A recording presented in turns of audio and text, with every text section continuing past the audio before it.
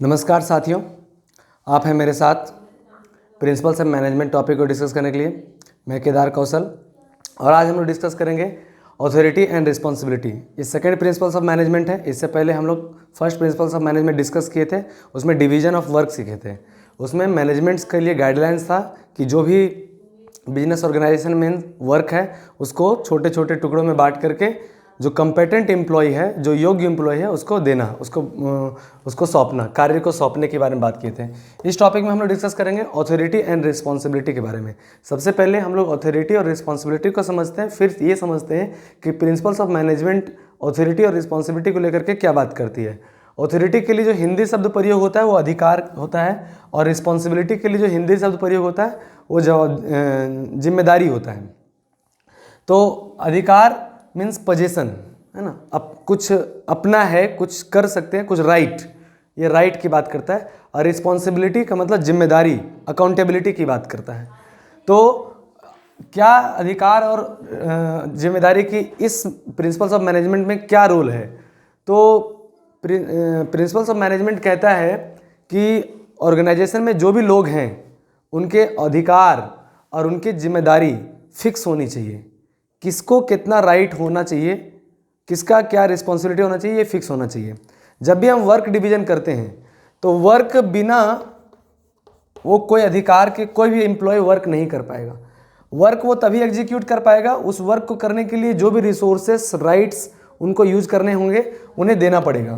तो वर्क के अनुसार से, वर्क के क्रिटिकलिटी के अनुसार से, वर्क जितना सेंसिटिव है उसके हिसाब से मैनेजमेंट को चाहिए उस एम्प्लॉय को वो अधिकार भी दे उस वर्क को करने के लिए, जो जो रिक्वायर्ड अथॉरिटी होने चाहिए, और उसके साथ साथ में उन्हें रिस्पॉन्सिबल भी बनाए कि this authority I am giving you to do this work and you have the responsibility to execute this work properly. तो ऑर्गेनाइजेशन में अथॉरिटी का डिस्ट्रीब्यूशन और रिस्पॉन्सिबिलिटी का भी डिस्ट्रीब्यूशन होना चाहिए। यदि ऐसा नहीं होता है तो इसका क्या, ऐसा होता है यदि, तो इसका क्या पॉजिटिव इफेक्ट है और इसके क्या वायलेटिंग इफेक्ट है। यदि हम अपने ऑर्गेनाइजेशन में अथॉरिटी और रिस्पॉन्सिबिलिटी फिक्स नहीं करेंगे तो इसका पॉजिटिव इफेक्ट और इसका नेगेटिव इफेक्ट्स भी हम लोग डिस्कस करेंगे। यदि हम करते हैं अपने ऑर्गेनाइजेशन में अथॉरिटी और रिस्पॉन्सिबिलिटी को फिक्स करते हैं, ऑर्गेनाइजेशन में सबको प्रॉपर रिस्पॉन्सिबिलिटी और अथॉरिटी प्रोवाइड करते हैं, तो इसका क्या पॉजिटिव इफेक्ट होगा? इसका पॉजिटिव इफेक्ट होगा, it helps you in achieving the target. Organisation के टारगेट को अचीव करने में ऐसा यदि आप करते हैं, अथॉरिटी और रिस्पॉन्सिबिलिटी को डिवाइड करते हैं, बांटते हैं, फिक्स करते हैं, तो संस्था का जो लक्ष्य है, जिस ऑर्गेनाइजेशन का जो लक्ष्य है वो आपको अचीव होगा, वो टारगेट प्राप्त होंगे, सफल होंगे। दूसरा है इंक्रीज कॉन्फिडेंस। एम्प्लॉयज़ के अंदर कॉन्फिडेंस बढ़ेगी, क्योंकि एम्प्लॉयज़ को पता रहेगा कि ये काम मुझे सौंपा गया है और ये काम को करने के लिए मेरे पास ये अधिकार है और ये हमारा रिस्पॉन्सिबिलिटी है, तो उनका कॉन्फिडेंस भी बिल्ड होगा।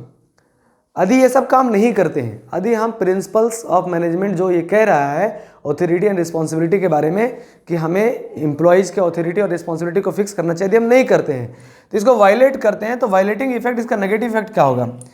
कभी कभी क्या होता है कि ज़्यादा हम रिस्पॉन्सिबिलिटी दे देते हैं, ज़्यादा अथॉरिटी दे देते हैं, तो मिसयूज ऑफ अथॉरिटी के चांसेस होती है, chances of misuse of authority, इसका चांसेस बढ़ जाएगा। यदि हम फिक्स नहीं करेंगे, उसका लिमिट नहीं करेंगे कि आपका अथॉरिटी इतना ही तक है, तो यदि हम ज़्यादा अथॉरिटी दे दिए तो उस अथॉरिटी का मिसयूज करेगा, डिक्टेटरशिप रोल प्ले करेगा। यदि कम अथॉरिटी दे दिए तो वो काम एग्जीक्यूट हो ही नहीं पाएगा, वर्क एग्जीक्यूट हो ही नहीं पाएगा। तो हमें एक बैलेंस्ड अथॉरिटी का डिस्ट्रीब्यूशन करना चाहिए। और इसका दूसरा नेगेटिव इफेक्ट क्या है? Can't be fixed accountability. कभी ऐसा होता है कि जब हम वर्क सौंपे हैं और यदि हम उसके साथ में अथॉरिटी और रिस्पॉन्सिबिलिटी फिक्स नहीं किए हैं तो हम उस व्यक्ति को अकाउंटेबल नहीं बना पाएंगे उस काम के प्रति, कि उसका एंड रिजल्ट जो मुझे चाहिए, जो स्टैंडर्ड मैंने सेट किया है, उस स्टैंडर्ड के अनुसार यदि वो वर्क नहीं करता है तो हम उसको अकाउंटेबल नहीं बना पाएंगे। कब? जब हम उसकी अथॉरिटी और रिस्पॉन्सिबिलिटी को सेट नहीं किए हैं तब।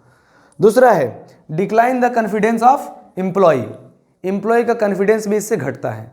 तो हमें चाहिए कि अपने ऑर्गेनाइजेशन में अथॉरिटी और रिस्पॉन्सिबिलिटी को अच्छे से डिवाइड करें, डिस्ट्रीब्यूट करें। कभी कभी ऑर्गेनाइजेशन में ऐसा भी होता है कि हम किसी को अथॉरिटी देते हैं जो कंपेटेंट है ही नहीं। अयोग्य लोगों को अधिकार देने से उस अधिकार का दुरुपयोग ही होता है। और हम जो योग्य हैं उससे जवाब मांगते हैं, तो इससे क्या होगा, डिस्प्यूट्स होगा। योग्य लोगों से जवाब मांगेंगे और अयोग्य लोगों को अधिकार देंगे तो आपका वर्क प्रॉपरली नहीं होगा, ऑर्गेनाइजेशन स्मूथली फंक्शन नहीं करेगा। तो जो योग्य है, जो कंपेटेंट हैं, जो इनेबल्ड हैं, जो उसके लिए एबिलिटी अपना रखते हैं, पजेस करते हैं, उन्हीं को अधिकार देना है और उन्हीं को रिस्पॉन्सिबल भी बनाना है। जो वर्क है, वर्क की क्रिटिकलिटी के अनुसार से हम ऑथोरिटी और रिस्पॉन्सिबिलिटी को डिस्ट्रीब्यूट करेंगे। तो इस टॉपिक में हम लोग बेसिकली सीखें ऑथोरिटी और रिस्पॉन्सिबिलिटी को कैसे मैनेजमेंट्स डिस्ट्रीब्यूट करती है, एलोकेट करती है between employees and team members, ताकि हमारे ऑर्गेनाइजेशंस का जो वर्क स्मूथली हो सके। अगला वीडियो में हम लोग देखेंगे next principles of managements. Meanwhile thank you.